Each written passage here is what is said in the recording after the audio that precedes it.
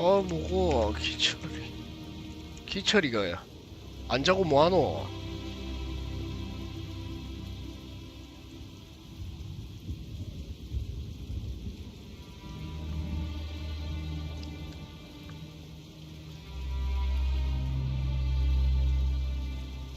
아, 이 시간까지 공부하나? 진짜 대단하다, 대단해.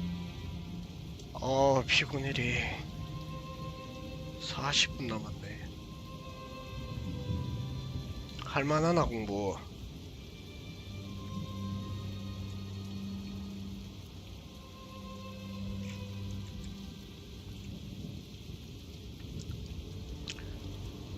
형은 죽을 맛이다, 죽을 맛이야.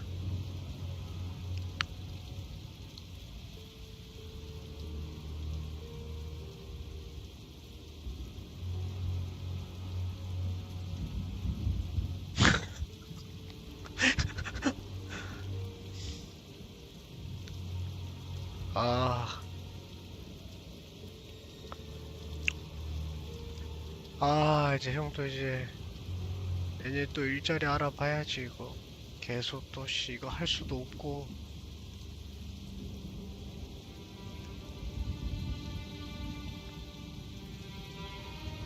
아, 죽겠네.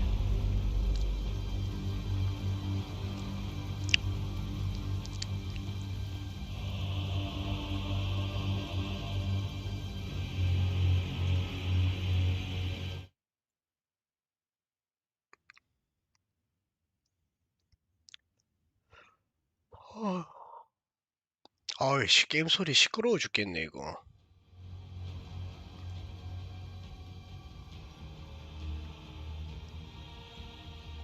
기철아, 존댓말 쓰지 마라, 불편하다.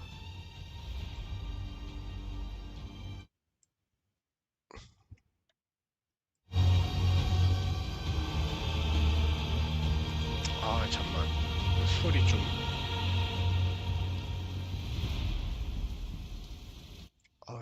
시끄러워 죽겠네. 아,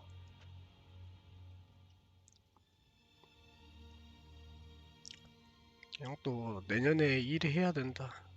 이제 모아뒀던 돈 바닥을 치고 있다, 이제. 일하러 갈 준비해야지.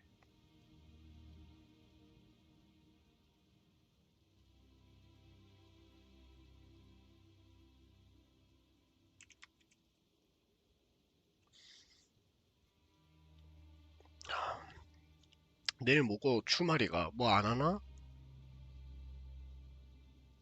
토요일이네. 그래서 늦게까지 하고 있는 건가?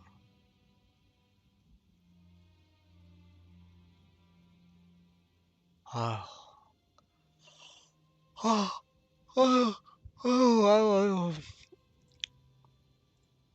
아유. 근데 패스오브엑자일 이거 직업 뭐 해야 되노? 직업 같은 걸 일체 안 알아봤는데.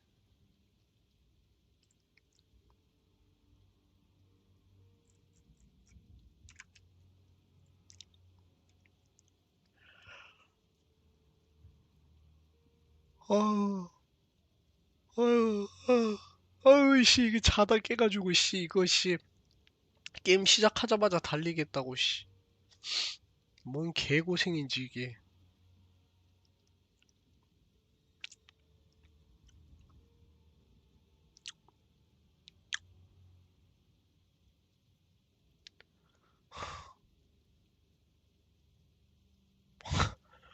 와, 대기열 19,000명. 와, 토라삐네, 이거.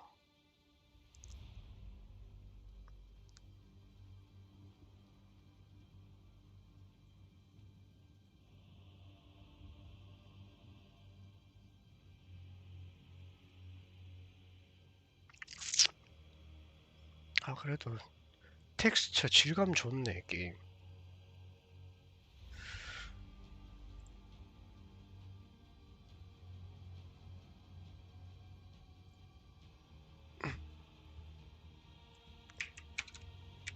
패스오브엑자일2 직업.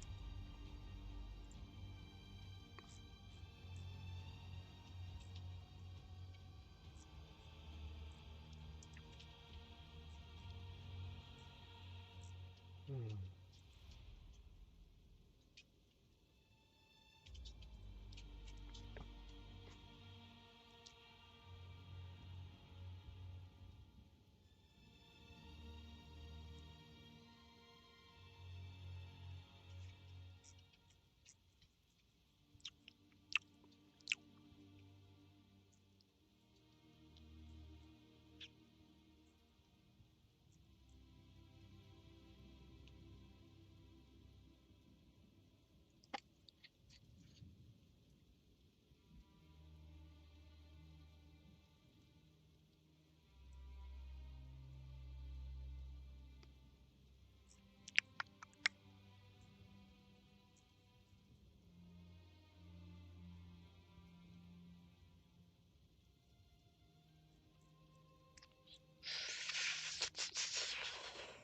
하...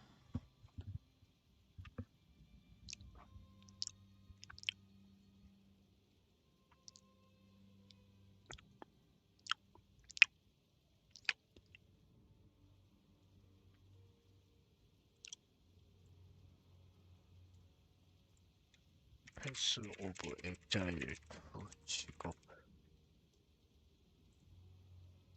어...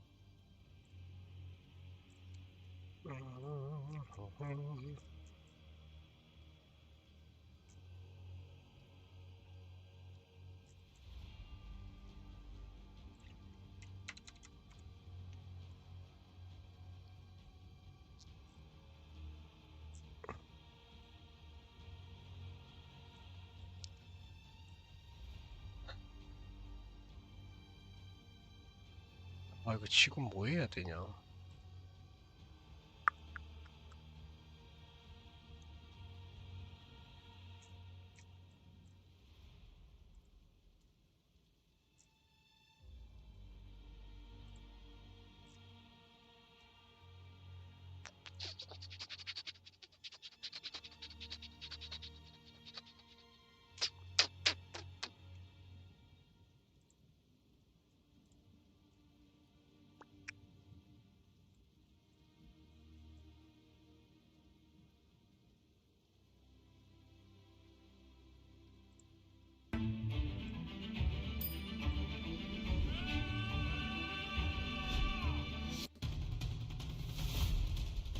More than 10 years ago, we had a dream to make the best action RPG ever.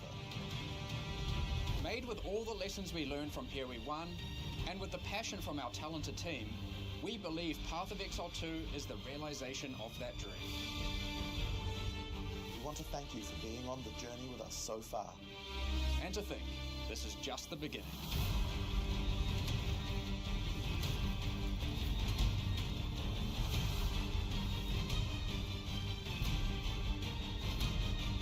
아, 이펙트 좋다, 게임.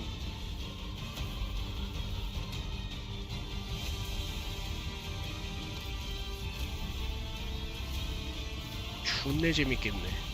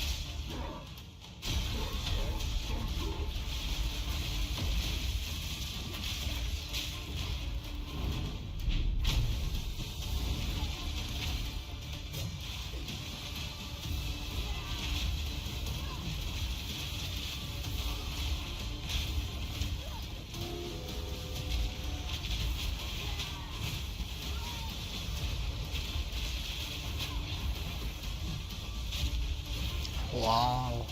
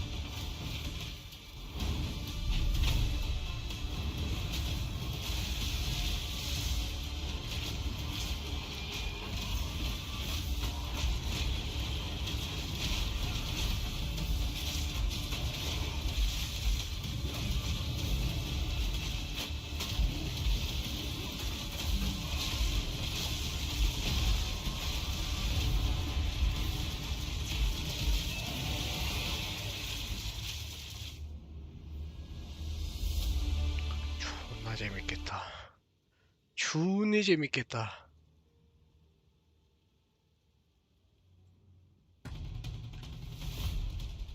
More than 10 years ago, 아까 we had a 봤던 dream 거 to 아니야? make the best act with us.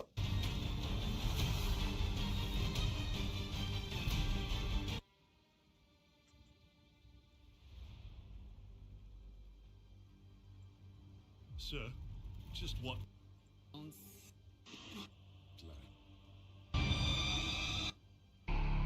이거는 좀 보고 있어야겠다. Just what are we facing here? A relic of the old world. Ready your men, Captain. We will only get one chance.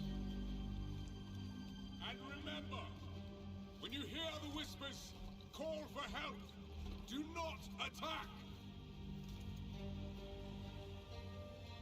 When you hear the whispers, what do you think he was on about? It's Dorman, right? Yeah? Then Dorman, shut your damn mouth. Why do I always get stuck with these rookies? Hey, the kid's got a mean cleave. Give him a chance. Quiet.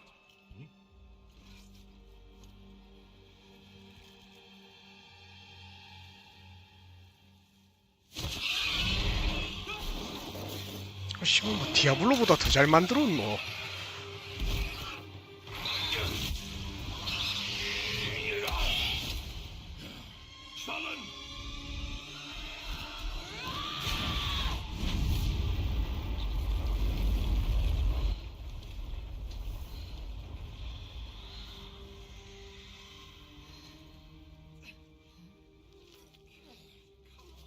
A mean cleave, eh, Captain?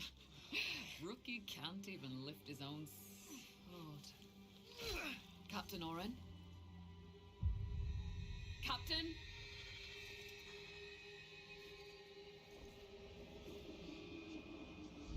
It's here. Rain! Send the signal! What the fuck? Rain! On my back! Blade up! Come on, come on! I'm ready. I'm ready.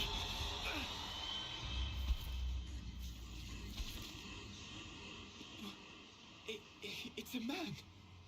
No, it's not.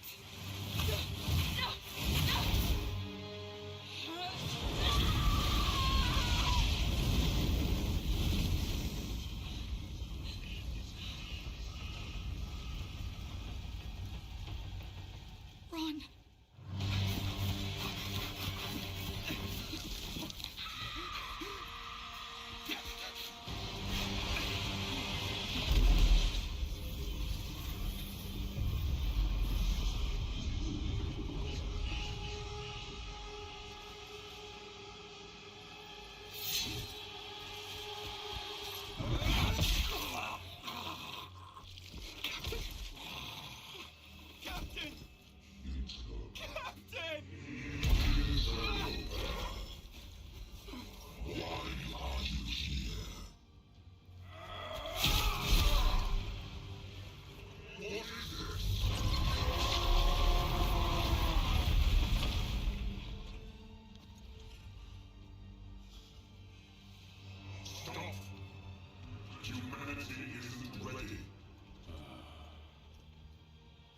feet, lad. Sir, the captain, You'll be fine. Here.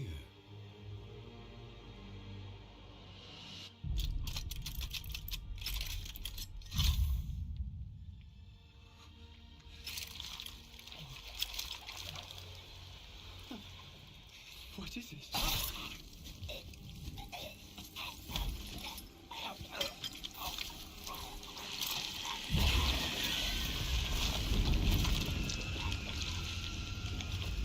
Get the body.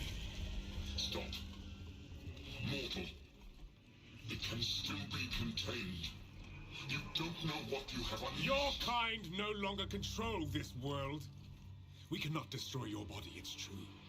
But you will watch as we destroy everything you have built. Bind him! 와, 존내 잘 만들었네. Feed. Grow, my child. I'll make sure you can eat your fill.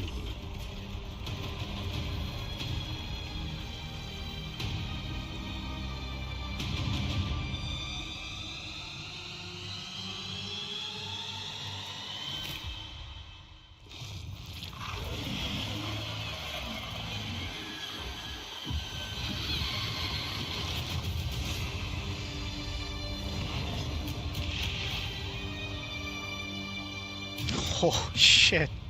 Jonathan Rogers. This will taste. Expect. Game is huge.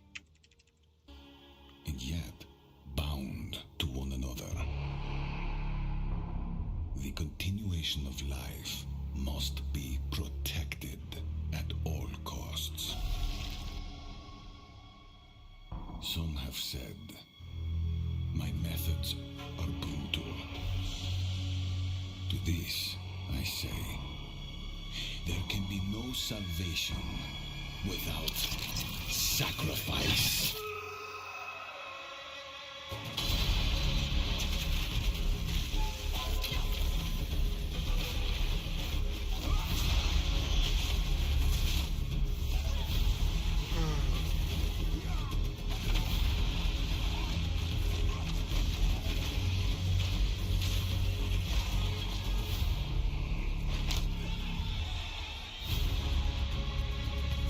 와, 끔찍하다.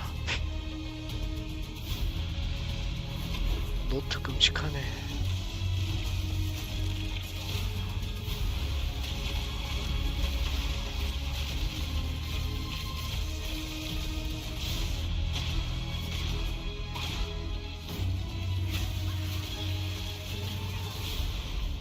We are faced with the end, and I will do what I must.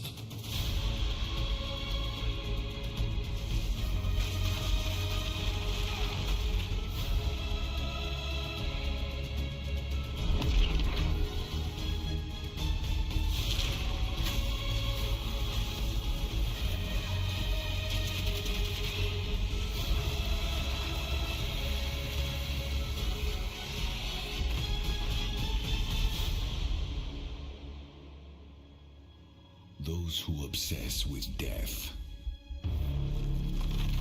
let them soon be acquainted with it.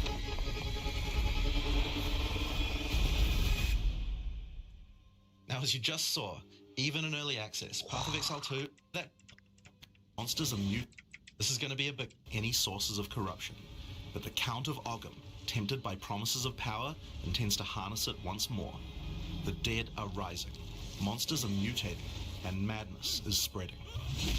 Under the dark influence of corruption, the Count doles out sentences of death to any who would question him.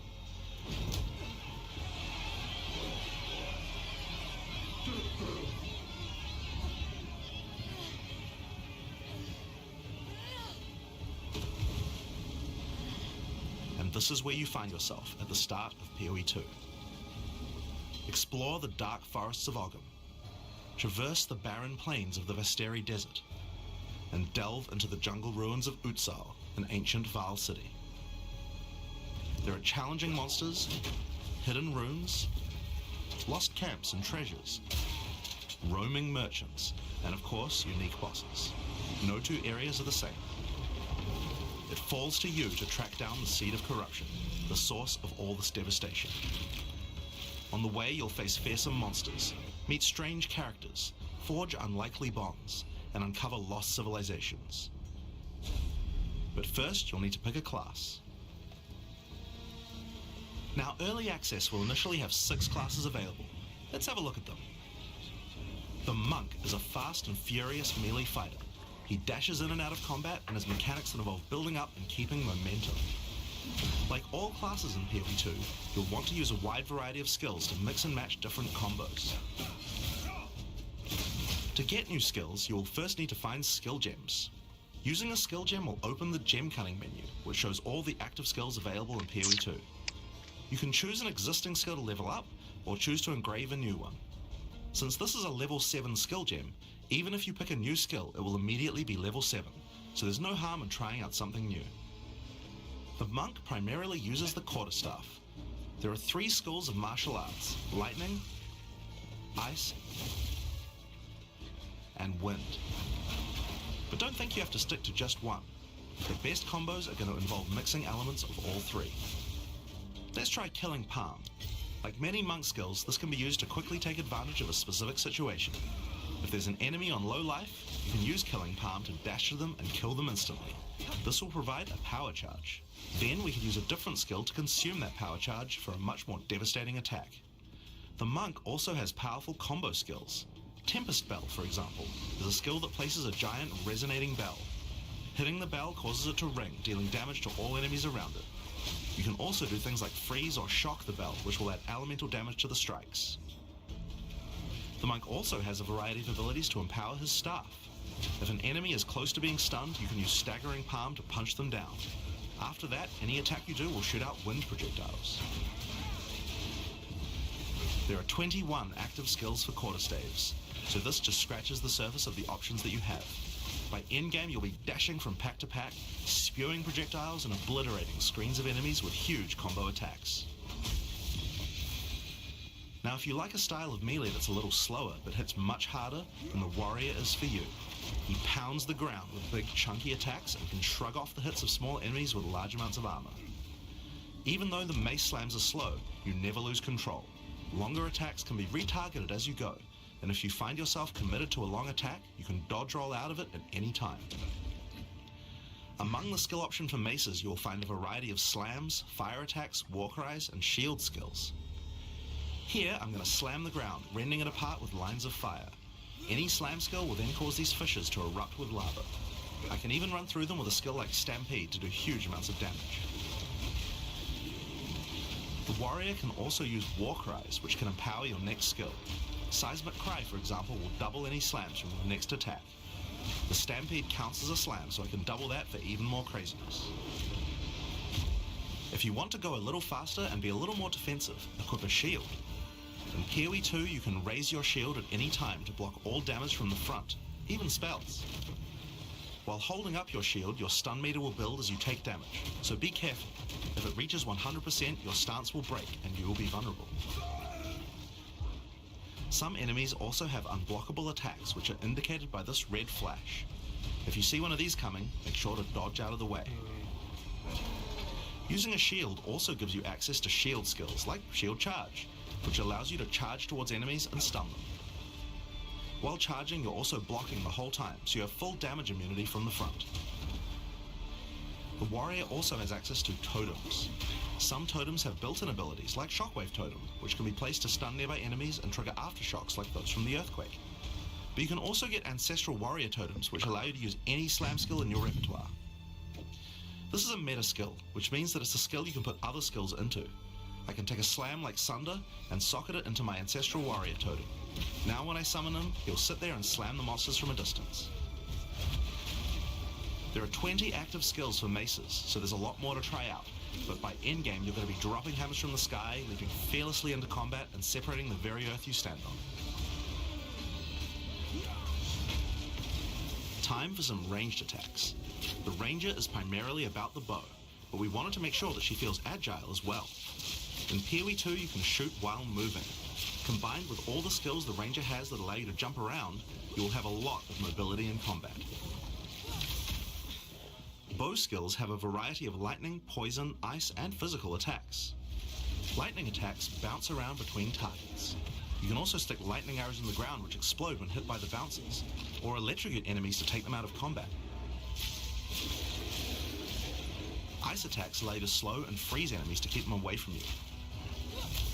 Using poison, not only can you slowly damage your enemies from afar, but also grow some interesting plants. With 21 bow skills and all the mobility and combo tools the ranger has, you can take advantage of every situation. By endgame, you'll be creating hundreds of arrows, be they falling from the sky, bouncing around between enemies, or spraying out of tornadoes. You might have noticed in the bottom left of the screen that the flask slots look a little different. In PoE 2, you have one dedicated life flask slot and one mana flask slot. Flasks gain charges as you kill enemies, and typically allow you to heal 6 or 7 times if they're full. But that's not the only thing you can use charges for. Charms are a new item type that will automatically defend you from various debuffs or damage types. Having trouble with getting frozen? Equip a thawing charm. When it's fully charged, it will make you immune to freeze for 3 seconds if you get frozen. To recharge them, just kill more monsters. You can gain more slots for charms by upgrading your belt. The mercenary wields a crossbow that can be loaded with different ammo types, offering versatility, power, and mobility. All classes in Path of Exile 2 can be controlled with WASD, which makes this class play exactly like a shooter.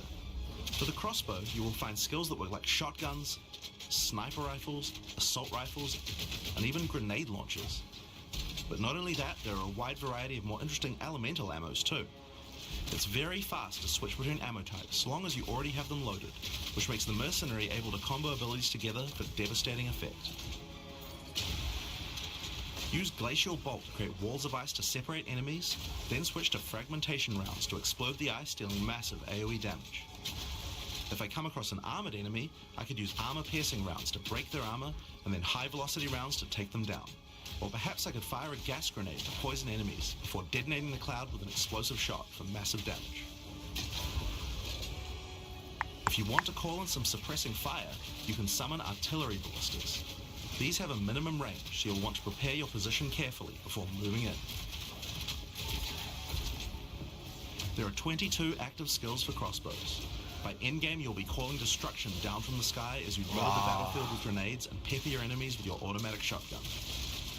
If you're looking to take a backseat and let your minions do the work, then the Witch should be your choice. She can call forth hordes of undead monsters to fight for her, while casting powerful chaos spells that debilitate her enemies. Occult skills are some of the most varied in the game, with skeletons, noxious spells, specialty minions, curses, and sacrificial magic. Before we talk about minions, we'll have to talk about a new resource in Path of Exile 2 called Spirit. This is a spirit gem, which allows you to pick from a range of persistent skills. All classes have a variety of these skills which can add some very interesting effects, like Arctic Armor, which does cold damage to enemies that hit you, or Raging Spirits, which summon fiery skulls each time you cast. 아, 뭐야, 패스오브엑자일 서버 다운됐어? 와, 좋됐네.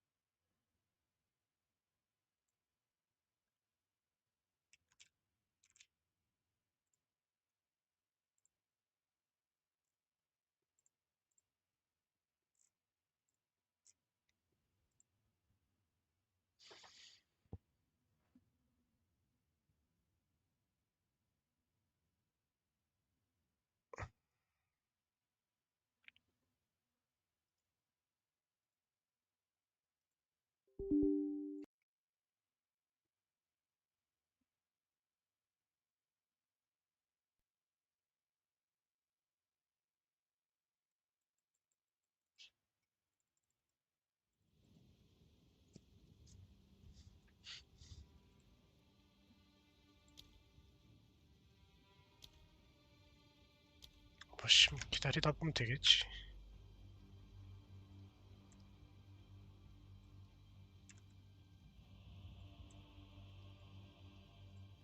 cast a fire spell.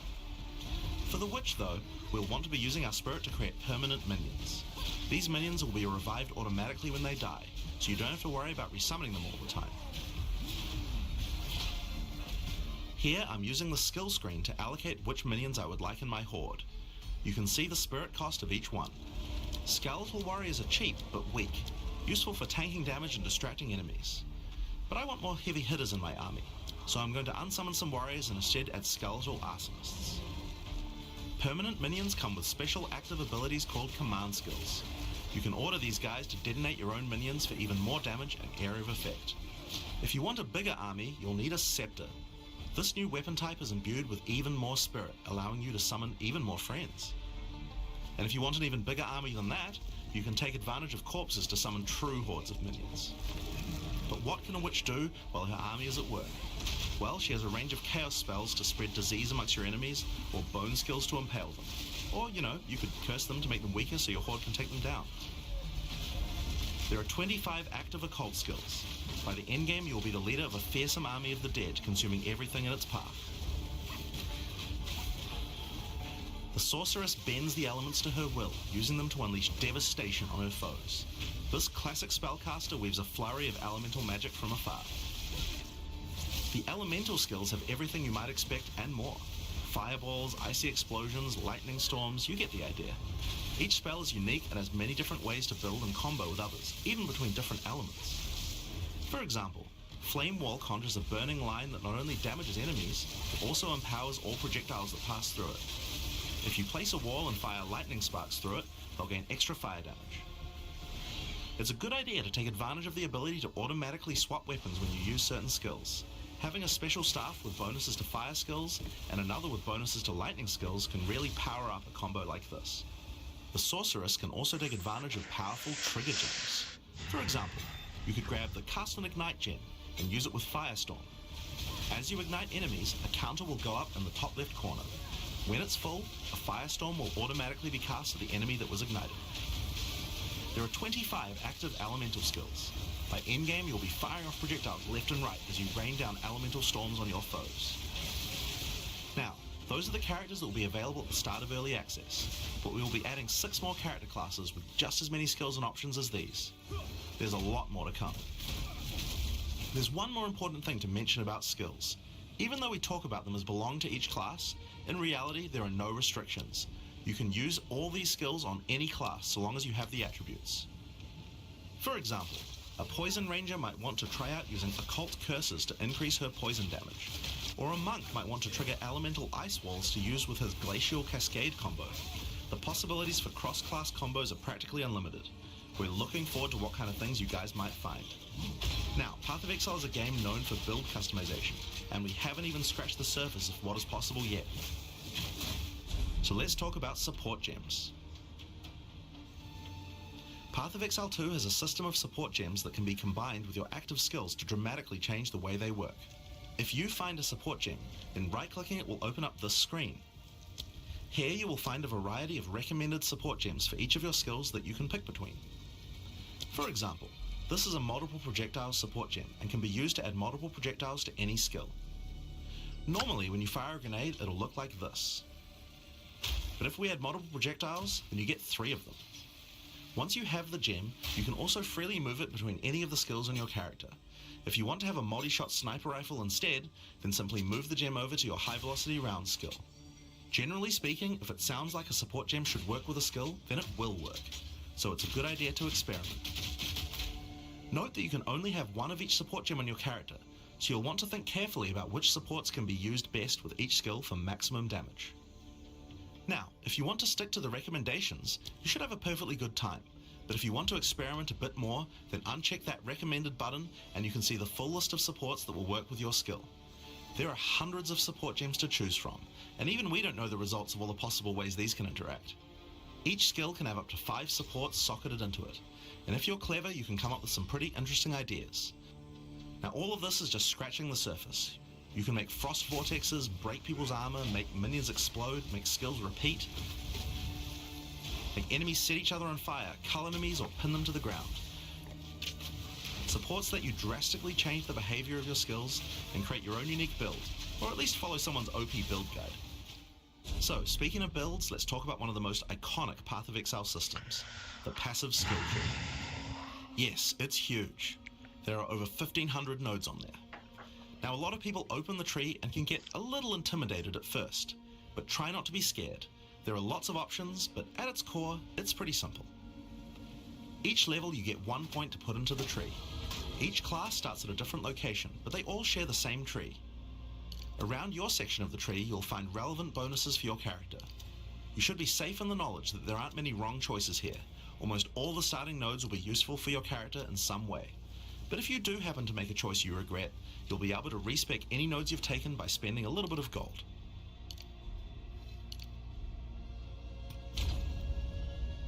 Now, the tree is generally divided up into clusters which have similar themes. In each cluster you will find small nodes that give simple bonuses like increased damage, but the real power comes from notables. Notables normally have much more interesting bonuses, and they tend to care a lot more about how your build works and what skills you're using. For example, in the mercenary area of the tree, this one gives a 25% chance for crossbow skills to not consume a bolt. And here's one that gives grenades a chance to blow up a second time. This one gives a chance for projectiles to rebound off terrain, as well as giving you some pierce chance to make that more likely. Note that even though this is in the mercenary section, this would work with projectiles from all classes, so there are often reasons to go to different areas of the tree.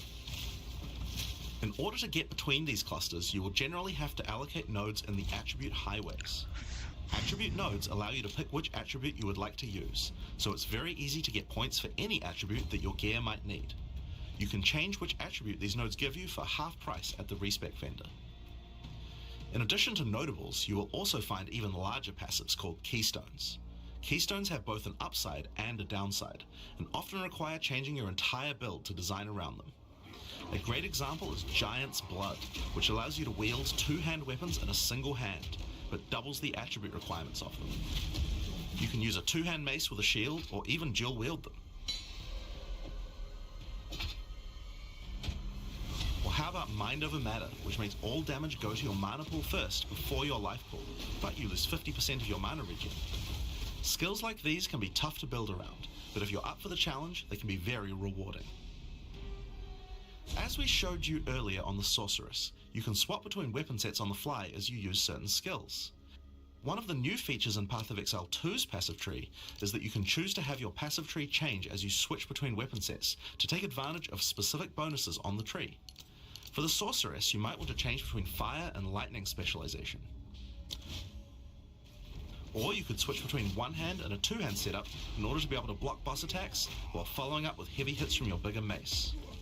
Or perhaps you could have a full curse setup on your witch to debuff enemies before switching to a chaos degen build for maximum damage. If you want to stick with just one weapon,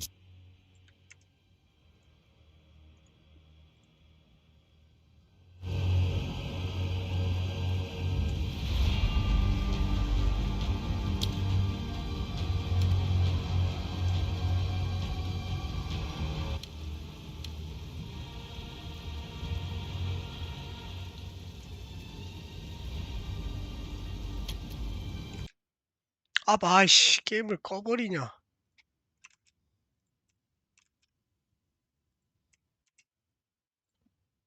좆됐네.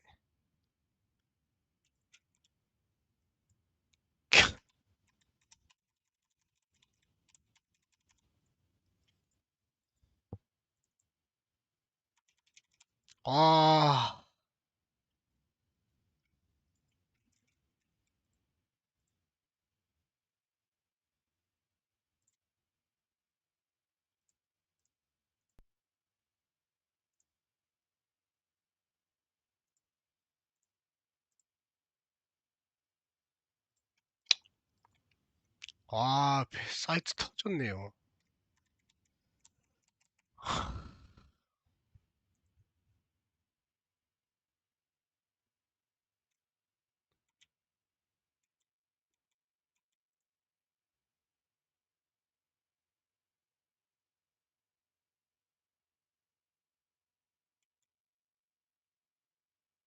아,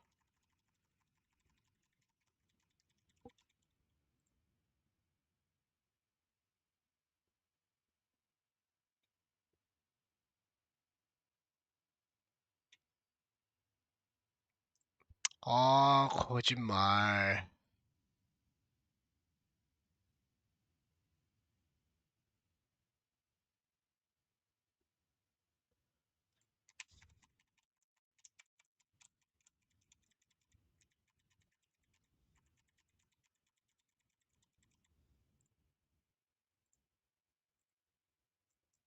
거짓말.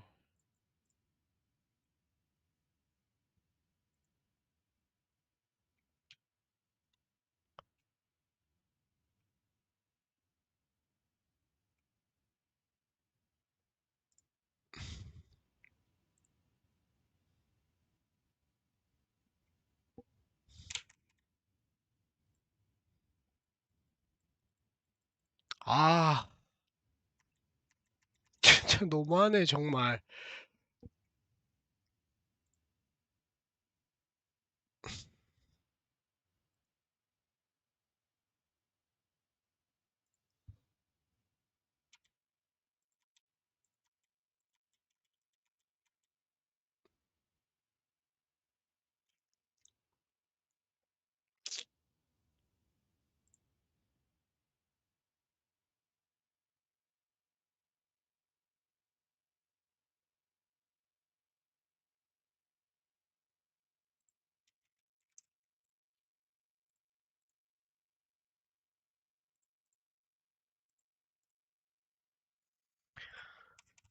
아, 씨발, 오늘 게임 못 하겠는데?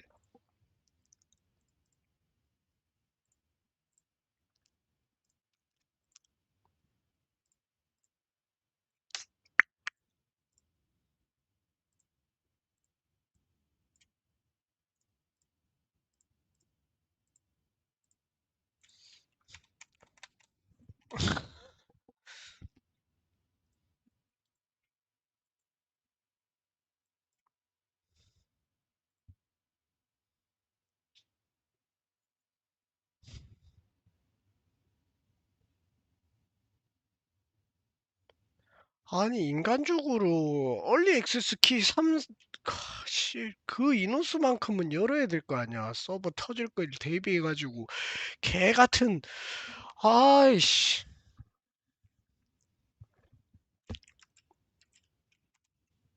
아, 괜히 껐네, 게임.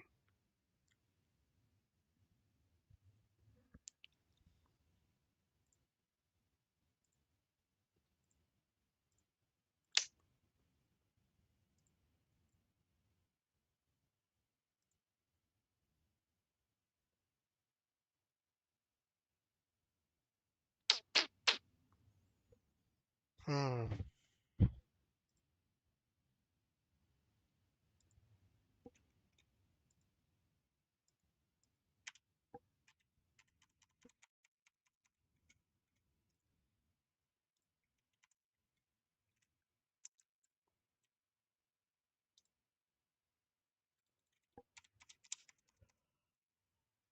아이씨.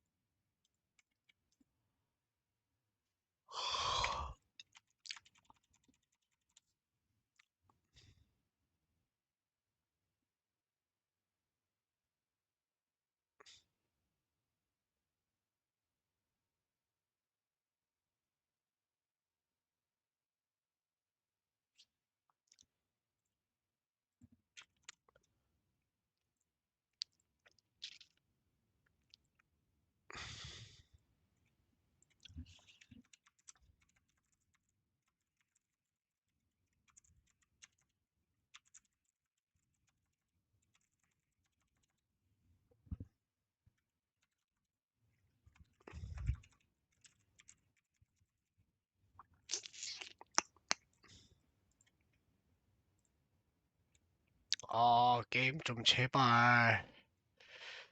잘 하고 싶다.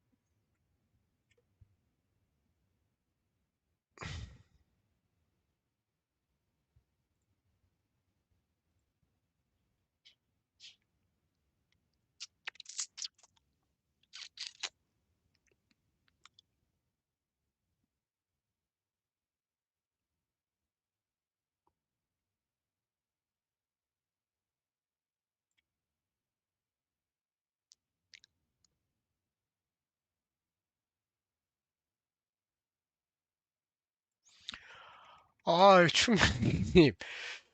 원하는 거 봤다니. 나는 이제 왔더만. 춤냥이님 안 자고 계속 깨 계셨던 거예요? 체력 좋으시다. 이거 자러 갔다가 다시 와야 되냐?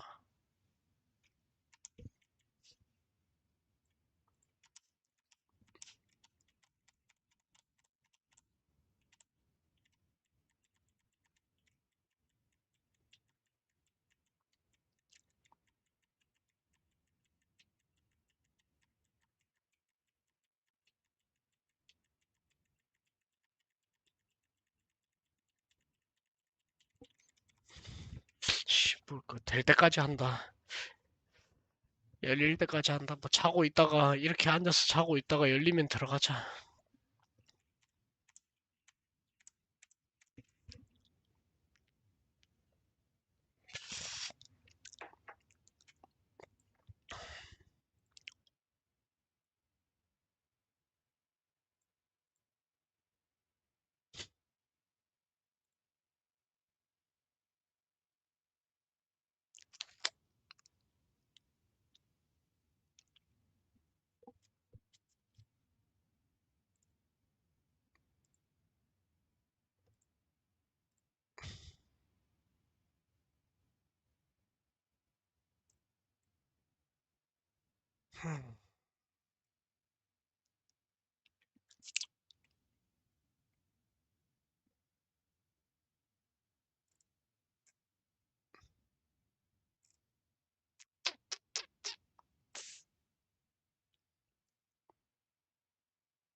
Weapon set, you can just use these specialization points as bonus points to invest however you like, but creative players will find plenty of opportunities with this system.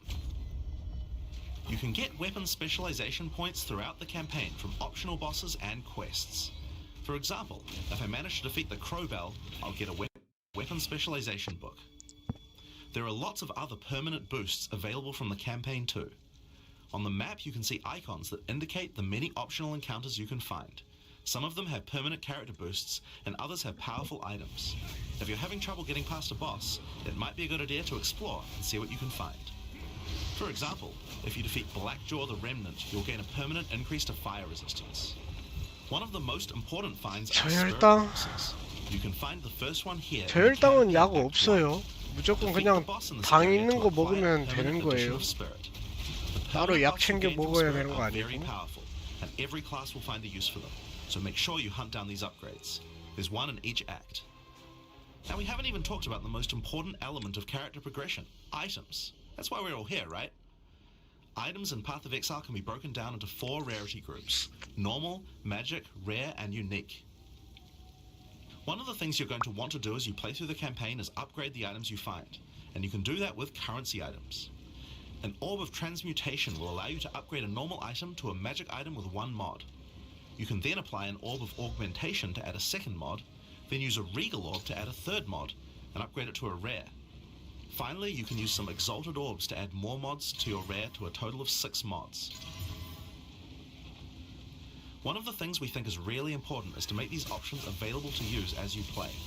All the items that add mods are much more common than they were in Path of Exile 1, so that you can use them throughout your campaign playthrough. We want you to find things on the ground that can be crafted into upgrades much more frequently. As well as making the drop rates on these items much more common, you can also get them by disenchanting unwanted gear. 되냐? 되냐?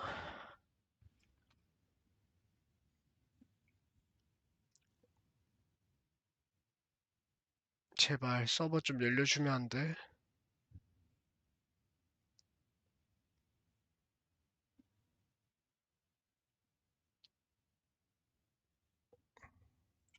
At the magic item vendor. If you disenchant magic items, you can build up to an orb of transmutation, and by disenchanting rares, you can build up to regal orbs. Another important area of crafting items in PoE 2 is sockets. Some items you find will have sockets that can have Ezomite runes placed in them that add more mods to the item. If I insert this glacial rune into my helmet, it will give extra cold resistance. This is a great way to solve problems that you have with your build, like resistances or damage. If you find socketed items that you don't have a use for, you can take them to the salvage bench in town to work towards an artificer's orb. This will allow you to add sockets to your existing items. Body armors and two-hand weapons can have up to 2 sockets, while the rest of your armor and one-hand weapons can only have 1 socket. You can also salvage items with quality to create items like armor scraps or whetstones. These will allow you to 주무세요. increase the quality of 들어가세요, your items 고양이님. for an up to 20% boost. 맛있게 드시고 푹 주무십시오. If you don't want to disenchant or salvage your items, you can always sell them for gold. Gold can be used to buy items from vendors, and we've tried to do a lot to make sure that the items they have for sale are actually useful. Every time you level up, they get more stock, so make sure to check back often. Other vendors offer a gamble. Pay a flat amount of gold and you'll get a random item of a specific type. This could be a great way to improve your gear, if you're lucky. Gold is also used to respec your passive skills. Take advantage of this system to experiment with your tree and rework it as required. The other thing you might want to use gold for is the currency exchange. This allows you to exchange currency items with other players on an open market, in exchange for a small gold fee. Now, all items in Path of Exile are freely tradable. We never bind anything to your character, except gold. Now, most gear in Path of Exile 2 is randomly generated, but there's another type that isn't: uniques. They are especially rare, each with a handcrafted set of unusual mods which can dramatically change it. They are especially rare, each with a handcrafted set of unusual mods which can dramatically change a character's build. They're not just better rare items, they can do much stranger things that can fundamentally change your character. Corpse Wade will make any corpses you run through explode into clouds of poison. The Sands of Silk is a body armor that changes your dodge roll into a blink, morphing you into sand as you teleport past your foes. And of course, some uniques are just pure hits of dopamine, like Quill Rain, which just turns your bow attacks into full auto by doubling your attack speed. Each unique is something that you can build your character around. We try to make sure that most unique items have a potential use at endgame, even if you find them early on. And as you can see, every single unique item comes with custom art to match. The last character progression system that you can do during the campaign is Ascension. 아, Starting in Act 2, you will come across Ascension 15분 trials, 지체됐다. tests that you must complete to unlock your Ascension class. We'll explain these trials soon, but first let's take a look at what Ascending can do for your character. Each class has access to 3 Ascendancy classes, but at the start of Early Access, only 2 per class will be available. Ascendancy classes are unique to each character class, so choose wisely. They can drastically affect how you build your character. As a sorceress, you could become a Storm Weaver, a master of the elements. Tempest Caller causes elemental storms to be summoned each time you do a critical hit with a spell. With Strike Twice, you can stack 2 copies of Shock for more damage, and going deeper into the tree, you can make all your damage types apply Shock. Make a Shock build from any skill. Alternatively, you could become a Chronomancer and command time itself. She literally has the ability to stop time with Time Freeze. Not only that, but she has many other time manipulation abilities. Using Temporal Rift, she can teleport back to a previous location, resetting her life and mana back to what it was. Or with Time Snap, she can reset all her cooldowns and cast all her spells again. On the Warrior, you can choose between the Warbringer or the Titan. The Warbringer channels the might of his ancestors to gain tremendous power. Using Answered Call, you can summon ancestral spirits linked to each of your totems. With Jade Heritage, you can encase your body in a protective layer that absorbs all damage until it breaks. Warcaller's bellow allows you to explode the corpses of your enemies, and with Great Wolf's howl you can ignore the cooldowns of your war cries. Let all that anger out. The Titan class is all about hitting big. With Earthbreaker, every slam is a chance to create an aftershock. With Crushing Impacts, every hit becomes a crushing blow, which will allow you to stun your enemies with ease. With Surprising Strength, you can take advantage of stunned enemies to deal 40% more damage. As a ranger, you might choose to be a Deadeye, an expert markswoman who can take down foes with style. With Endless Munitions, every attack gains an extra projectile. With Gathering Winds, she gains a small increase to movement speed with every attack, but be careful, she loses them when getting hit.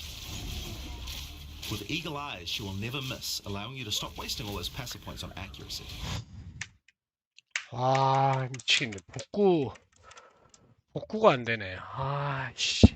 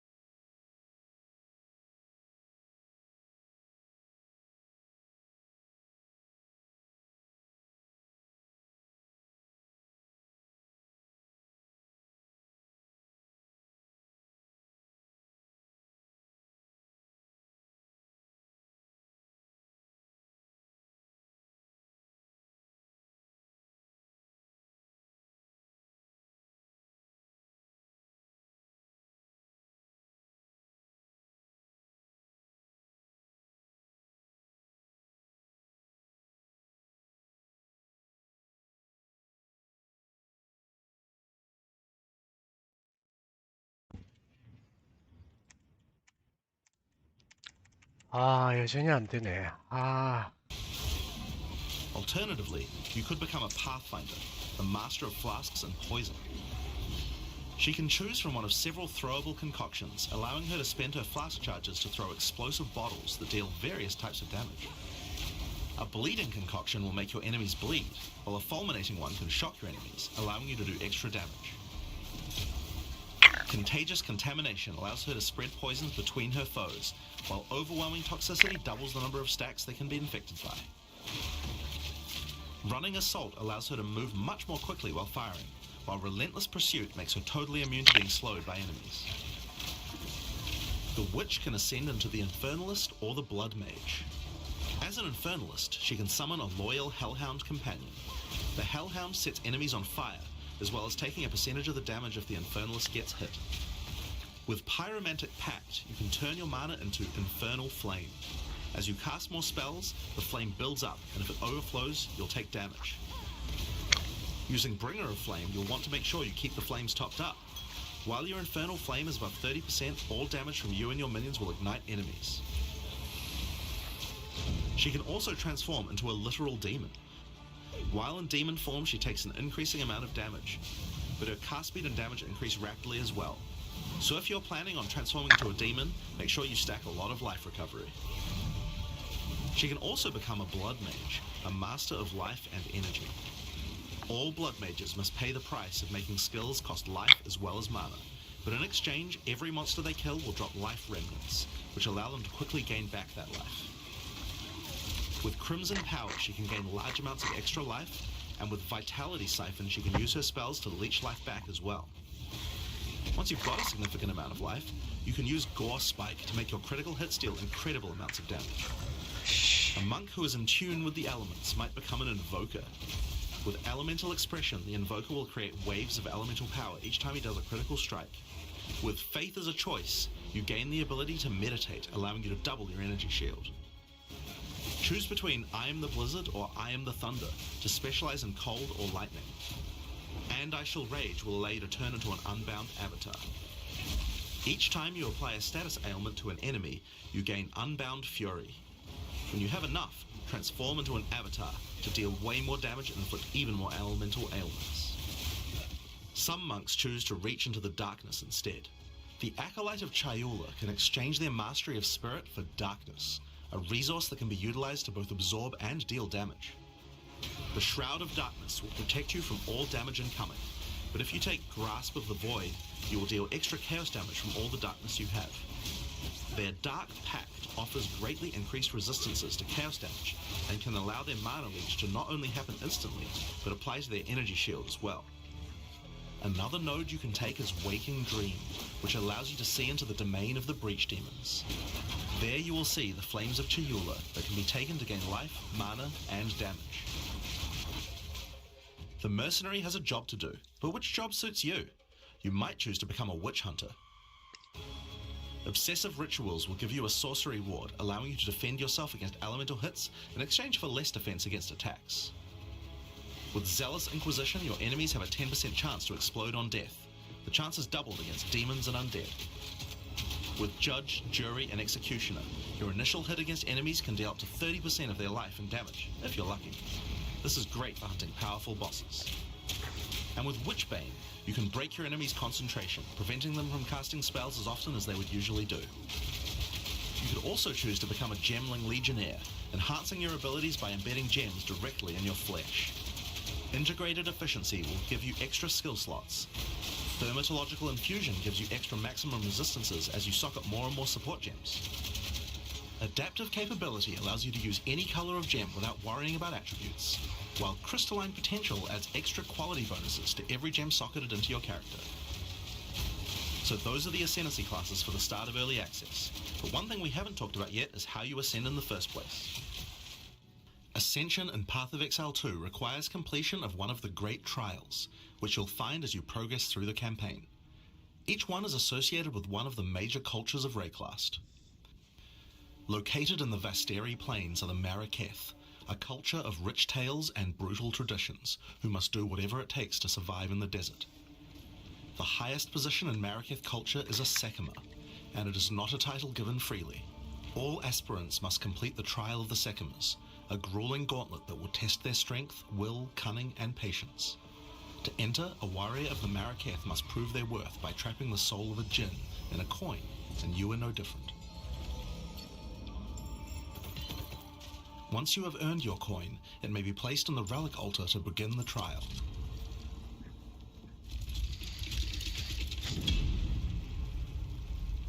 In the Trial of the Secumers, each room has its own challenges to overcome. In this room, each rare monster you kill will send its blood to the chalice in the center of the room. Once the chalice is filled, you will be able to proceed. While fighting monsters in the trial, you will need to be very careful. Each hit will not only hurt you, but will damage your honor. The monsters are well telegraphed, so that you can avoid their attacks, but if you run out of honor, you will fail the trial and need to find another coin in order to try again. It is a good idea to make sure that you are well prepared before challenging the Trial of the Secumers. After each room, you will be rewarded. In this case, you have been given a key that can be used to unlock chests later in the trial. Once you have claimed your reward, you will be shown a map of the rest of the floor and may choose how you wish to proceed. Which challenges would you like to face, and which rewards do you want to claim? Some rooms are more dangerous, afflicting you with debuffs that will persist for the entire trial. For example, entering this room will afflict you with Spiked Shell that will cause all monsters in the rest of the trial to have 50% increased life. You will want to take care if you choose such a path. There are many different challenges and rewards as you journey through the trial. Deadly traps, waves of monsters, and strange artifacts will test your honor. As you progress, you'll be able to gain boons from the djinn, which will help you on your journey. For example, the Secumer's cloak will revive you once if you die, giving you a second shot at a run. One of the rewards you may find is Sacred Water, an extremely valuable and treasured resource to the djinn and the Maraketh. Trading it with the djinn will allow you to receive many benefits. You can recover honor, gain additional boons, or remove afflictions. At the end of the floor, you'll find a powerful boss which will truly test your limitations. In order to ascend, you will need to defeat him.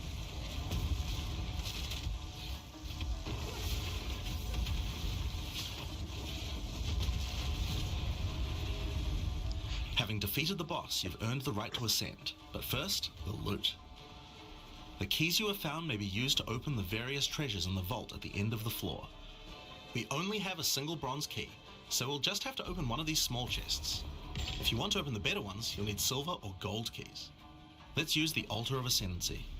Your first ascension will allow you to pick your class and grant you 2 points to use in the tree.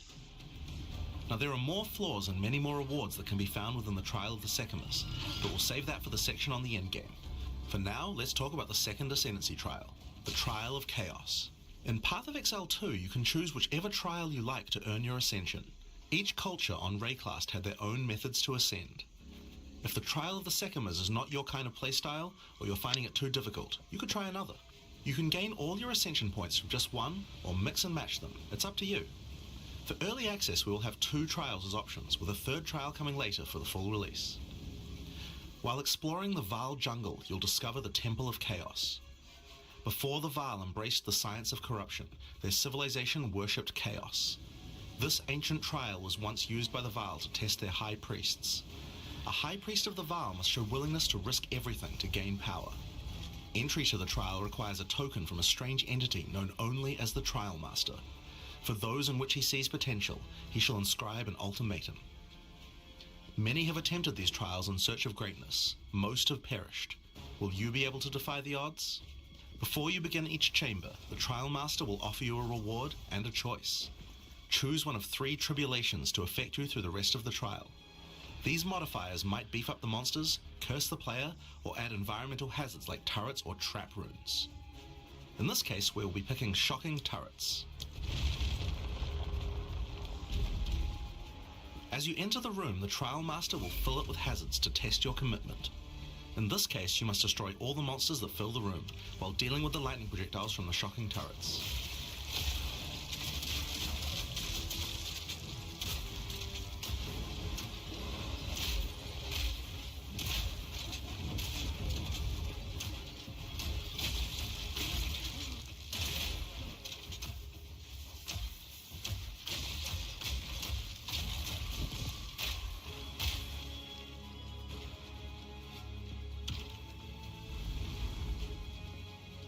After each room, you will need to make a choice.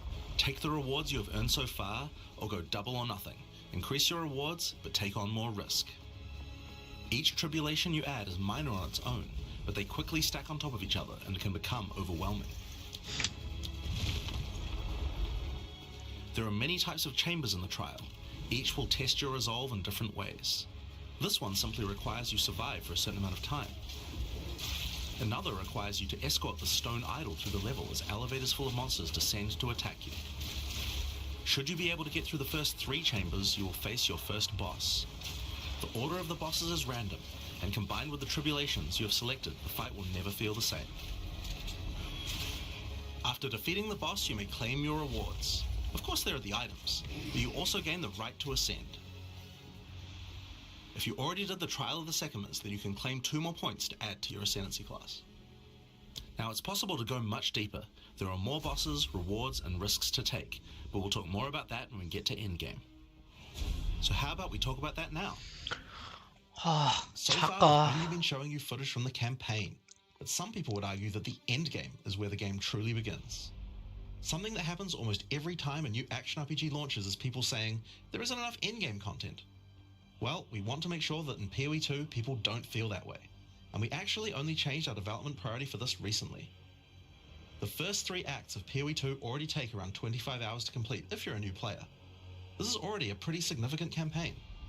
On the other hand, people spend hundreds of hours in endgame each league. We realized that finishing the rest of the campaign for early access was actually a bad idea. Instead of having acts 4 to 6 in early access, we could concentrate on endgame and make that great. For new players, a 25-hour campaign is already a huge game with lots of content, but for existing action RPG players, what you mostly care about is all the endgame challenges to overcome. So several months ago, we switched the entire development team's focus over to making endgame content. At the start of early access, there will be 50 bosses and around 400 monster types, but the great thing is that the rest of the game is like 80% there. We'll be adding content to roughly double the size of the game during early access and into release. Now, in order to make the endgame happen at the same character level as what it would be after we added the rest of the acts, we've added a second difficulty level called Cruel, where you repeat the campaign with all the monsters and bosses leveled up. And of course, new rewards. You can kind of think of it as like a new game plus. It's also a lot faster to get through the content the second time as your clear speed increases. That will take you to around level 65, where the endgame begins. Once we add the remaining 3 acts, we'll be removing Cruel difficulty, so you'll progress straight from the end of Act 6 to endgame. But what is the endgame? To explain that, I'll hand over to Mark. He can tell you all about it. Hi, I'm Mark Roberts, Game Director on Path of Exile 2. Well, one thing that Path of Exile is known for is having a lot of distinct endgame content to choose between. Each endgame mechanic needs to have its own progression system that content and expands in all directions. Now we're for Path of Exile 2. It's infinite and expands in all directions. Now we are not going to spoil the plot too much here, but corruption from the beast has blighted the land, and a temple in which the Val locations and begin cleansing corruption and finding resources. In order to power the portal device, we will need waystones. Each waystone has a tier which will determine the level into an area that you have already completed. Insert the waystone and click Traverse. Portals will open, allowing you and your party to travel to the area you have selected. All the areas in the endgame feel distinct from the locations in the campaign, and we have dialed the randomization up to 11. The monster packs you will face in each map are totally random, and the combination of them can lead to some very interesting combat situations. There are over 400 monster types in early access, and they have a lot of varied and interesting abilities. Depending on which combinations you face, you might find some serious challenges. In order to cleanse the corruption from the area, you will need to defeat all the powerful rare and unique enemies in it. Once you have done that, the area will be marked as completed and you will be able to travel past it to progress deeper into the world. If you die, then the map can no longer be run, and you will have to find another way around to get to the areas behind it. There are also all kinds of other random encounters you might run into as you play maps. One such encounter are precursor artifacts. These are ancient, corrupting monuments that irradiate the monsters around them. The monsters that feed off the corruption are drawn to their power. If you defeat the monsters and cleanse the artifact, you will get a powerful temporary buff. Some of the buffs make you faster, others rain lightning or fire around you, and some even give you increased experience or help you find better items. You can also find strong boxes. These enigmatic chests guard piles of treasure, but are always a trap. Monsters lie in wait to attack you the moment you open it, and the boxes often have mechanisms to unleash powerful spells.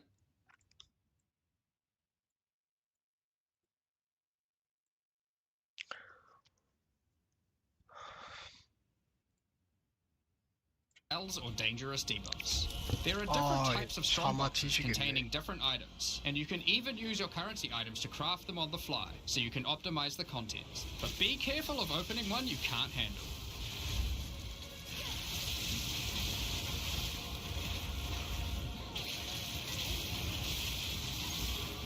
Sometimes you'll discover monsters frozen in essences, solidified crystalline corruption.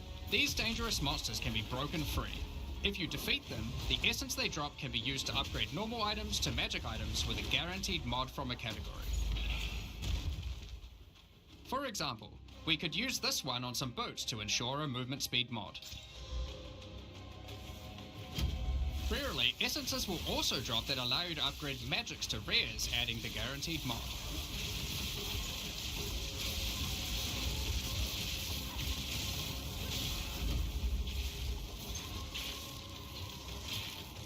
This is incredibly powerful since it allows you to get a second deterministic mod in your crafting projects. Combining these with the currencies that are commonly found in Rayclast for modifying items, and we can get a very nice pair of boots indeed. Waystones, like all items, can also be crafted using your currency items. Adding prefix mods will improve the rewards, while suffix mods increase danger. The more dangerous a map is, the more waystones will drop. Adding mods to your waystones is key to progressing to higher tiers and sustaining them, but it will require you to take on larger challenges. There are a variety of factors you have to consider when crafting your waystones. Some maps will have higher density, some lower, some have more magic and rare chests, or monsters, some are more linear and others more open. Make sure you explore and think about what makes certain maps good.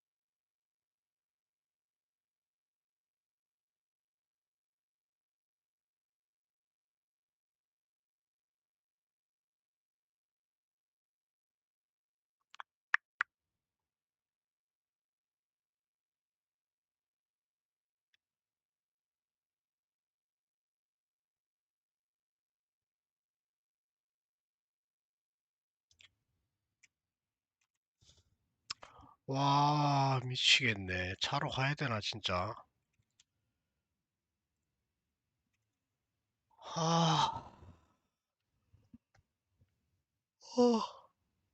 아, 아.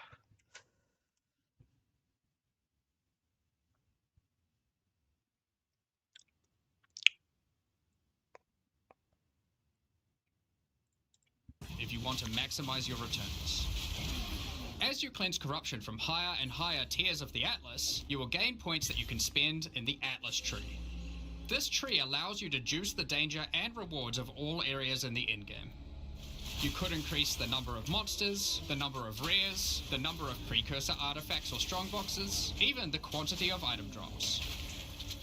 As you explore the endgame world map, you'll notice various different biomes, from snow-capped mountains to dense jungle valleys. Most maps are restricted to certain biomes. As you continue to explore deeper into the Atlas, there are all sorts of things to discover. These cities are constructed by different peoples of Rayclast, and have specific items that can be found there. These strange structures marked on the map don't appear to do anything for now. Perhaps you'll work out how to use them later. You might find unique maps like Untainted Paradise, an undisturbed island full of beasts that give an extreme amount of experience. You may even find a lonely man just enjoying his retirement who will give you a unique item for free. In addition, you can find special areas that would make a good spot to set up camp. Clear these areas of their hostile inhabitants and you'll be able to claim them as your own hideout. You can decorate your hideout as you see fit and invite various NPCs to join you there to create your own personal base of operations. A great tool for exploration are towers. These mysterious precursor constructs are dotted around the Atlas. Completing the tower will reveal a large area around it, allowing you to scout out your next challenge. There are lots of things to find, so keep looking. Some sections of your Atlas are influenced by corruption. This adds extra modifiers to the maps in the region, increasing difficulty and rewards. Here, slaying monsters in close proximity to each other will cause the vestiges of corruption within them to merge together, forming powerful and grotesque abominations. You may have noticed while looking at the Atlas that some of the areas have these icons above them. The icon indicates that the area contains some kind of special encounter. This icon indicates that the area has a powerful boss. Because only 1 in 4 maps contain a map boss, we are able to make them very powerful and very rewarding. These bosses come from the campaign, but have had their difficulty increased with changes to AI and some of their abilities. It's worth noting that because you can see where the bosses are, you can choose to take them on or avoid them. If you do choose to hunt bosses though, then you will be rewarded with special points for the boss hunting section of the Atlas skill tree. The points here will allow you to specialize in boss killing, giving you much greater rewards for defeating them. For each different type of content in the endgame, we are adding specialized trees in order to make it so you don't feel the need to respec your points when you change between different types of content. We will be showing you 7 of these. 피카치님 안녕하세요. 안 주무시고 뭐 하십니까? 와, 나 이거 자러 갈까 지금 고민 중이에요. 게임이 되지를 않아가지고. If you played PoE 1, you might be familiar with Breach. 야, 이거 자러 가야 되나 지금 고민하고 있습니다. PoE 1 leagues. While the mechanic is familiar, the monsters, bosses, rewards, and 지금 47분 동안 대기하고 A 있어요. breach is a tear in the fabric of reality. Opening it will allow you to see the demons and otherworldly monstrosities that lie in wait on this other plane of existence. By engaging with a breach, you'll create a bridge between their world and Rayclast. In order to keep the breach open, you'll create a bridge between their world and Rayclast. In order to keep the breach open, you will need to kill the demons that pour forth. The faster you can kill the monsters, the more monsters you will fight, and the more loot you will find. You can also find clasped hands that will open and drop more items if you run over them. These can be a good boost to the rewards of the breach, so keep an eye out. One of the rewards that you may find while fighting monsters from Breach are tablets. Tablets are special items that can be used with precursor towers to add more encounters to the Atlas. Breaches will drop breach tablets. Clicking on a completed tower will allow you to consume the tablet to add more breaches to areas within range of the tower. This makes all the content in the Atlas self-sustaining. Want to do more breaches? Find the tablets, add them to your towers, get more breaches, getting one areas within. Clicking on a completed tower will allow you to consume the tablet to add more breaches to areas within range of the tower. Tablets, good in otherworldly domains. In addition, like all items in PoE, you can craft them. Use your currency to add mods to your tablets, allowing you to upgrade all the breaches in range. Tablets can have up to 2 mods. 5시쯤 되겠지. 5시까지 버틴다. These mods do things like adding extra rare monsters, extra clasped hands, or even monster density of breaches, allowing you to keep them open longer. Often you will find multiple towers near to each other with overlapping areas of effect. This can allow you to really juice the mechanic by stacking the mods from multiple tablets. In your fight to hold the Breach Demons at bay, you may want to use the powers of their world against them. Each in-game mechanic always has player power that can only be gained from that mechanic, and Breach is no different. In Breach you will find catalysts, items that can increase the quality of rings and amulets by improving specific mobs.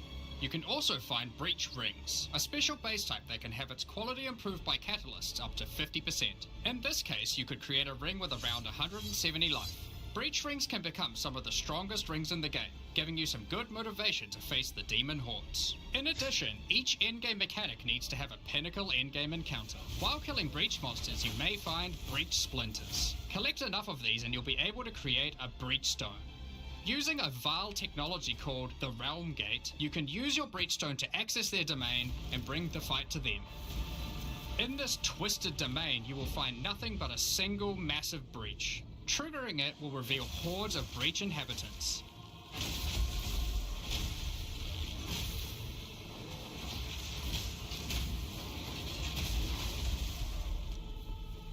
And should you be fast enough, you will be able to fight their leader, Zesht. We that are one. 장마님 안녕하세요. 1시간째 대기하고 있어요, 지금. 개빡치네요, 진짜.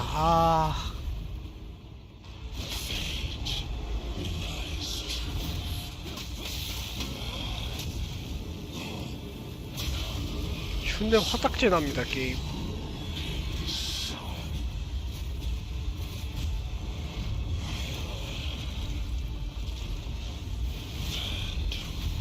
Just one of the pinnacle encounters of PoE 2.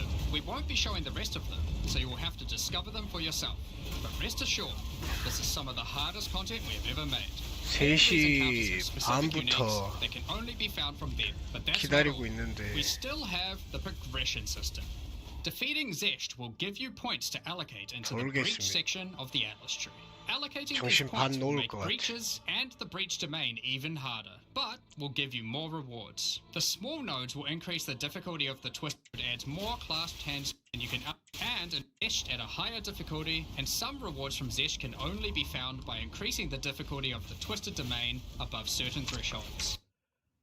얼리 액세스긴 한데 정식 버전에서 다른 점은 액트 3개 없고 캐릭터 부족하고 직업 전직 하나씩 좀 빠져있고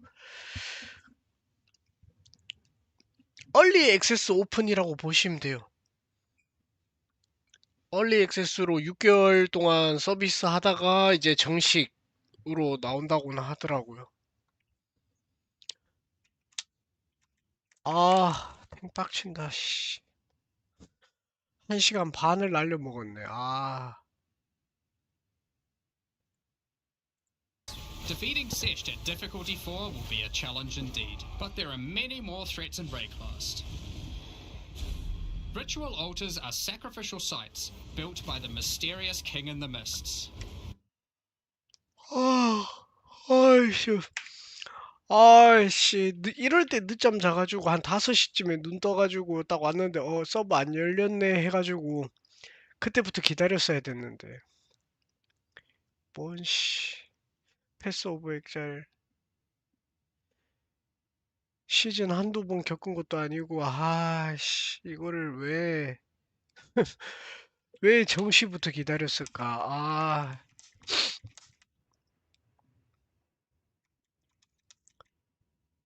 진짜 타임머신이 필요한 순간인 1시간 반 전으로 돌아가서 휴대폰 알람을 끄고 좀 더 잤어야 됐는데.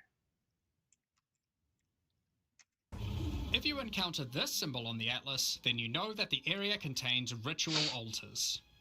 Ritual altars demand tribute. Every monster you slaughter in the circle will feed the altar. After the sacrifice, 서버가 뻗었어요. 아예 그냥 서버 자체가 뻗어서 지금 게임하고 있는 사람 아무도 없을 거예요.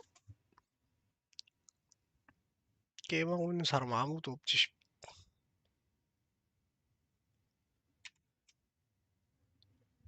디아블로 맨 처음 나왔을 때랑 똑같은 아, 근데 패스 오브 엑자일이 매 시즌마다 이래요.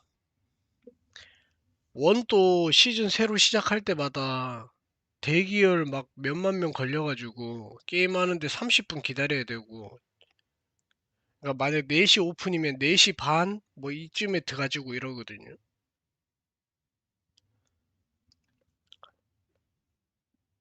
아, 진짜 존내 피곤해요. 아무것도 안 하고 이렇게 대기하고 있으니까. 일단 5시까지 기다리는데, 아, 또 자러 가면은 5시 10분, 막 30분쯤에 또 게임 시작되게 만든단 말이지. 근데 또 그거를 또 생각해서 만약에 5시 10분, 5시 반까지 기다려. 게임 안 되잖아. 또 6시까지 기다려. 6시도 안 돼. 그러면 7시까지 또 아, 끔찍하다, 씨. 그냥 5시까지 안 되면은 자다가 10시쯤 그냥 원래 방송 시간에 와가지고 10시부터 게임을 하든지 해야지. 지금 3시 반부터 기다리고 있어요. 3시 반부터. 뭐 더 일찍 기다리신 분도 많지만은, 아, 탱빡치네. 아, 이쯤 되면 그냥 몇 시쯤에 오픈한다고 좀 글을 좀 미룬다고 좀 적어주면 안 되나? 마음 편하게 잠 좀 자게. 이게 5시 반에 열릴지, 7시에 열릴지, 8시에 열릴지 모르니까 그냥 진짜 무기한으로 기다려야 돼요. 지금 당장 또 열릴 수도 있는 거고, 뭐 1시간 더 기다려야 될 수도 있고, 2시간 더 기다려야 될 수도 있고. 진짜 디아블로 때부터 진짜 댕빡친다. 진짜 디아블로 4도 처음에 나올 때 이 새끼들 서버 감당 못해갖고 터져가지고 게임도 못하고 씨. 패스 오브 액자일 똑같고 아씨.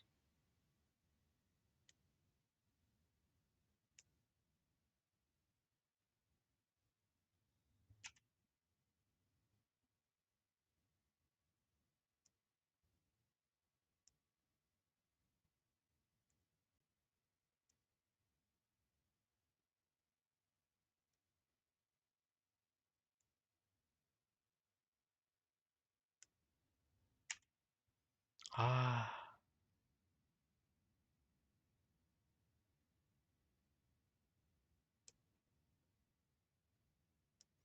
아까 게임은 켜놨었는데 게임도 아예 목통되길래 그냥 제접 한번 해야겠다 싶어서 제접 누르는 순간 바로 쌉창 나더라고.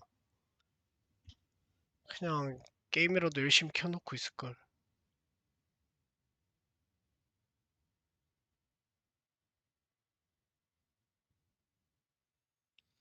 아, 근데 그런 거 하고 싶어도 서버 열리면은 대기열 걸릴 거란 말이에요. 막 만 몇천 명 막 이렇게 걸릴 거라 가지고 그 대기열 표를 좀 짧게 잡으려면은 수시로 이거 확인하고 있어야 되니까.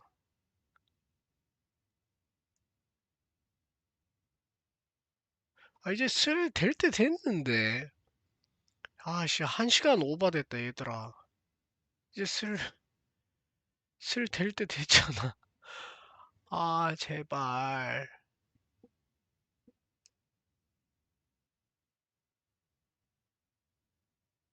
아, 씨.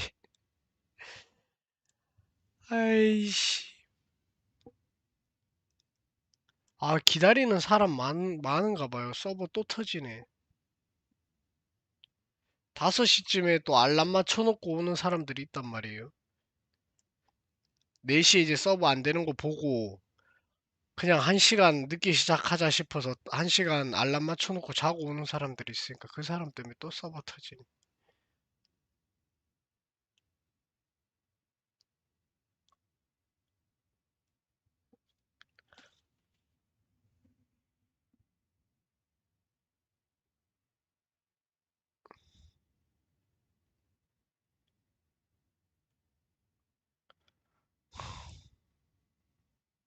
평일이었으면 좀 덜 했을 수도 있어요. 평일이었으면. 하필 주말에 맞물려가지고 평일이었으면 좀 덜 했을 텐데.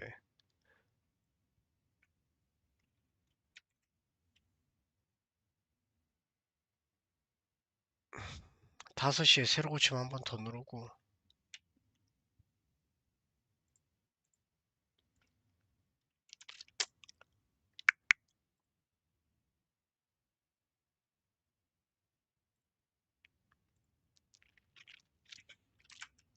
아, 영상이나 보고 Touch it to 있자. 씨. begin the ritual.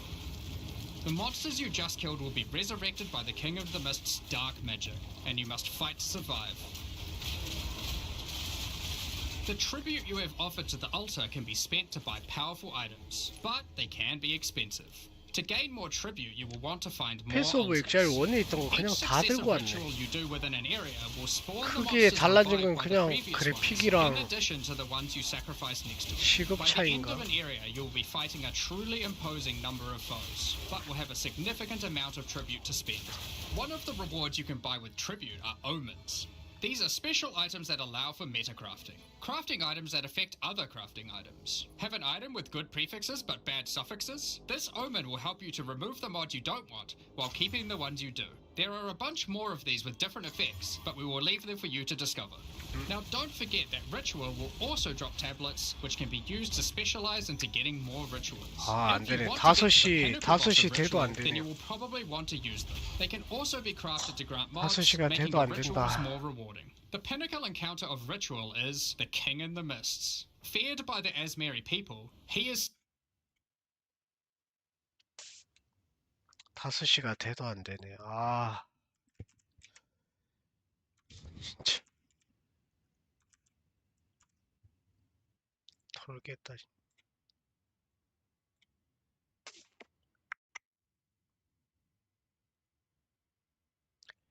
빠빠빠빠빠레.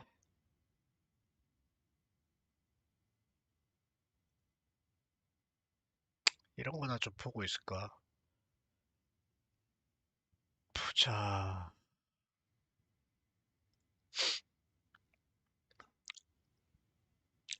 감전 확률 20%. 감전 2개 동시에 영향을 받을 수 있음.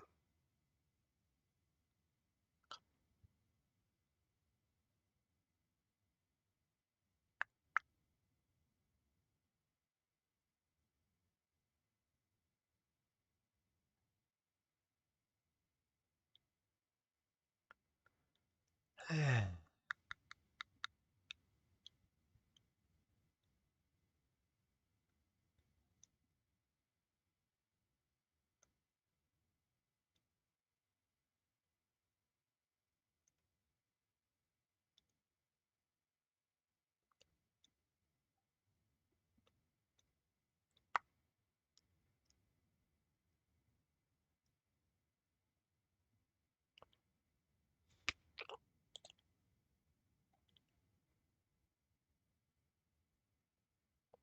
오, 이거 찍고.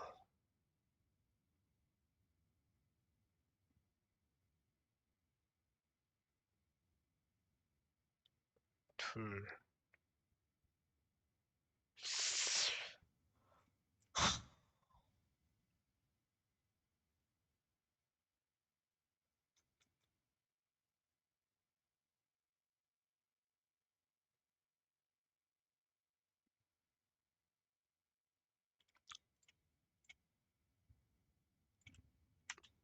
아, 자러 갈까요, 그냥?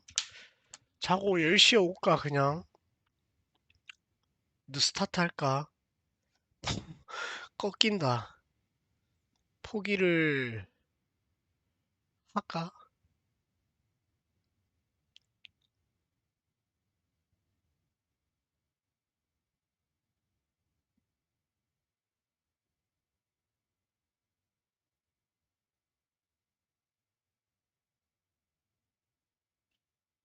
지금 꺾여요.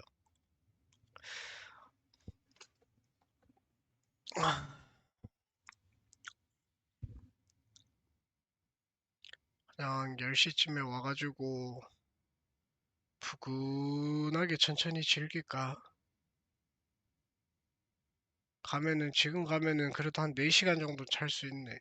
9시쯤에 일어나가 씻고, 밥 먹고, 10시 딱 방송 준비해가.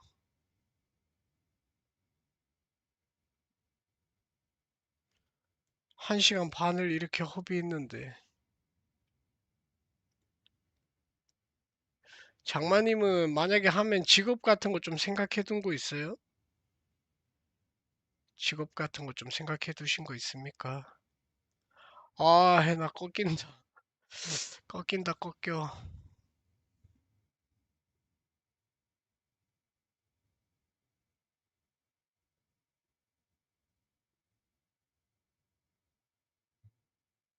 소환?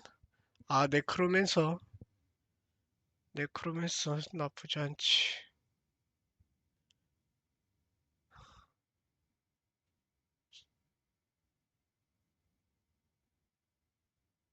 네크로맨서, 근데 네크로맨서가 전직에 네크로맨서 할 만한 전직이 있나 모르겠네. 지금 여기 하나가 더 있어야 되는데 원래 소환수 전직이 없는 것 같던데. 또 화염이고요. 화염계를 소환하긴 하지만은 기존에 있는 해골에 관련된 저게 아니잖아.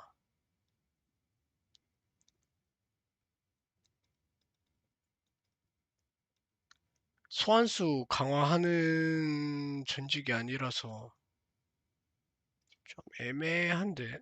블러드 메이지 뭐야? 아, 소환하긴 하는데 이제 그 패스 오브 엑자일 1 보면은 전직에 그 소환에 특화된 전직도 있긴 하거든요. 근데 여기에는 지금 전직 얼리 액세스에서는 전직이 하나 빠져 있어요. 다 모든 캐릭터가 전직이 모두 하나 빠져 있는데 지금 여기 보면은 소환수에 관련된 저 전직이 없어요. 블러드 메이지랑 이거 뭐야 인퍼널리스트라고 뭐 있는데 패스 오브 엑자일 1 같은 경우에 이제 기본이 위치고 전직에 네크로맨서라고 따로 있습니다. 전직에 여기에 네크로맨서라고 따로 있어서 그 해골들 강화시켜 주거나 뭐 소환하는 애들 있죠. 그거를 강화시켜 주는 전직이 있는데 지금 얼리에는 그 전직이 없어요. 그게 그나마 비슷한 게 얘긴 한데 화염 저거 소환수를 또 소환하게 해주거든요. 여기 지옥불 사냥개 얘를 좀 강화하는 듯한 느낌의 그게 달아가지고 보시면은 없어. 다 소환수에 관련된 노드가 없어요. 전직했을 때 소환수가 뭐 어떤 특정 소환수 강화 같은 것도 없고 아니면은 이게 패스 오브 엑자일 1으로 보면 좀 쉽긴 하거든요. 그래서 아마 장마님이 생각하는 그거는 좀 하기 힘들지 않을까 싶긴 한데 이게 패스 오브 엑자일 1 건데 이게 보시면 이렇게 3개씩 있거든요. 이게 아까 했던 이제 위치인데 여기에 보면 이제 오컬 뭐 엘리멘탈 해갖고 있고 또 네크로맨서가 있어요. 여기서 이제 네크로맨서로 가면은 보시면 소환수 최대 생명력 증가, 소환수 주는 피해 증가 이런 식으로 소환수에 특화된 전직이 있어요. 아마 이거는 정식 출시 때 나오지 않을까 싶은데 이게 이런 게 없어. 지금 2에는. 그래서 아마 장마님이 생각하는 그 정도의 그 네크로맨서는 얼리에서는 좀 안 될 것 같긴 한데 예, 얼리에는 지금 직업군이 다 하나씩 안 나왔어요. 얘네들이 아까 그 설명에 나왔는데 하나씩 지금 아직 출시를 안 했다고는 얘기하더라고. 직업도 3개인가 아직 덜 나왔고 3개인가 4개 덜 나왔고 직업. 그래서 저도 원래는 소환수 하려고 했다가 내가 생각하는 이제 그 조폭 네크가 안 될 것 같아가지고 그래갖고 좀 보다가 이거 머서널인가? 얘 이거 약간 총 쏘는 친구 느낌 그 캐릭터랑 소서랑 고민하다가 소서 번개 소서로 해가지고 조금 세팅해가지고 한번 해볼까 생각 중이긴 한데 아 그거고 나발이고 게임이 안 되니까 아이씨. 장마님 어떻게 하는 게 좋을까요? 게임이 될 때까지 기다릴까? 아니면 그냥 자고 와서 조금 늦었지만 마음 편하게 달릴까?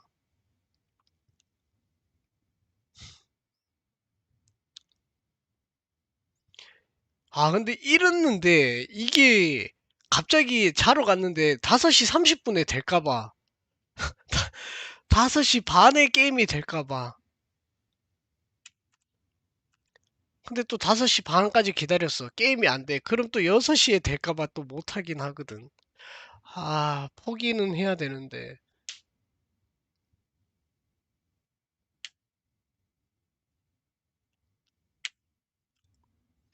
아, 자러 가자. 포기하자.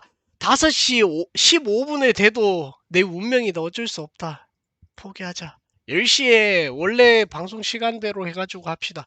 10시부터 해갖고 저녁 10시까지 하지 뭐. 아유, 10시에 다시 오겠습니다. 이거 안 되겠다. 못 기다리겠다. 장마님 출근 조심히 잘 하시고, 저는 10시에 천천히 오겠습니다. 도저히 안 되겠네요. 출근 조심히 하십시오, 장마님. 저녁에 퇴근하고 봅시다. 제가 열심히 키워놓고 장마님 찍먹하러 오면은 도와드릴게. 먼저 맛보고. 고생하십시오.